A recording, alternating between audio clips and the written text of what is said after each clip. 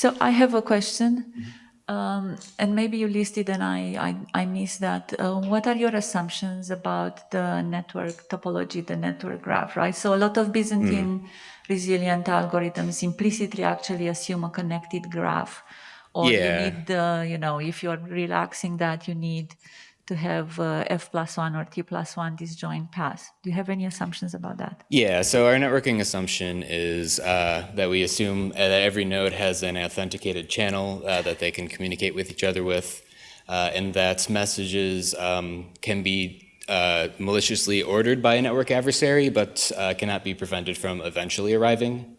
So it's basically a connected graph. Thank you. Yes. I was just wondering, in your performance graph that you had there, in the like maximally bad case, at the bottom here, you have separate for like no interpolation or not. So am I to understand from this that the interpolation is really dominant, and that the faulty dealer that's doing this can like force you to do a lot more interpolations than would otherwise be necessary?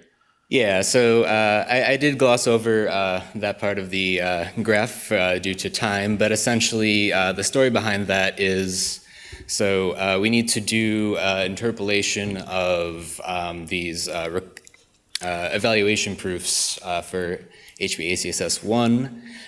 In particular, all of our benchmarks were against like the canonical AMT code base, but we had to re-implement them in our framework in order to test this. But basically what we found was that interpolating these proofs, since they were log elements and they were all group elements, just involved a ton of elliptic curve scalar multiplications that ended up being unexpectedly computationally dominant. Obviously, we don't ding AMT for that, is because we're never intended to actually do that. We just kind of, made that happen. But so the no interpolation is basically we take out the cost of interpolating the proofs.